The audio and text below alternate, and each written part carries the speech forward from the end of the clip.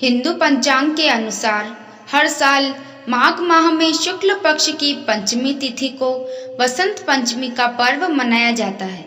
यह पर्व ज्ञान, विद्या, संगीत और कला की देवी मां सरस्वती को समर्पित है। मान्यता है कि इस दिन देवी सरस्वती का जन्म हुआ था। कहा जाता है कि वसंत पंचमी के दिन मां सरस्वती हाथों में पुस्तक, वीणा और माला लिए श्वेत कमल पर विराजमान होकर प्रकट हुई थी। इसलिए इस दिन मां सरस्वती की विशेष पूजा अर्चना की जाती है। साथ ही वसंत पंचमी की कथा सुनने का भी विधान है। वसंत पंचमी की कथा। पौराणिक कथा के अनुसार एक बार ब्रह्मा जी संसार के भ्रमण पर निकले हुए थे। इस दौरान जब उन्होंने संपूर्ण ब्रह्मांड का विचरण किया तो उन्हें सब कुछ मूक नजर आया। इसका मतलब है कि उस समय हर तरफ सिर्फ खामोशी छाई हुई थी। इस विचित्र दृश्य को देखने के बाद उन्हें इस बात का एहसास हुआ कि संसार की रचना करने में ही शायद कोई कमी रह गई है।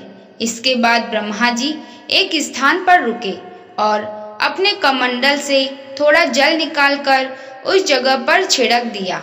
ऐसा करते ही वहां पर एक दिव्य देवी प्रकट हुई, जिनके चेहरे पर तेज और हाथों में वीणा थी। कहते हैं कि यह देवी सरस्वती थी। उन्होंने प्रकट होते ही ब्रह्मा जी को प्रणाम किया। कहा जाता है यह वसंत पंचमी का ही दिन था जब मां सरस्वती का अवतरण हुआ था। इसलिए हर साल देवी सरस्वती के जन्म दिवस को वसंत पंचमी के रूप में मनाया जाता है। मां सरस्वती के प्राकट्य होने के बाद ब्रह्मा जी ने देवी से कहा कि इस संसार में सभी लोग बिल्कुल शांत हैं। ये लोग सिर्फ चल रहे हैं, आपस में इनके बीच कोई बातचीत नहीं है। ब्रह्मा जी की ऐसी वाणी को सुन देवी सरस्वती ने उनसे पूछा, हे प्रभु, मेरे लिए क्या आज्ञा है, बताइए। इस पर ब्रह्मा जी ने देवी सरस्वती को जवाब देते हुए कहा, हे देवी, आपको अपनी वाणी की मदद से इन लोगों को ध्वनि प्रदान करनी है ताकि ये लोग आपस में संवाद कर सके और एक दूसरे की परेशानियों का हल कर सके।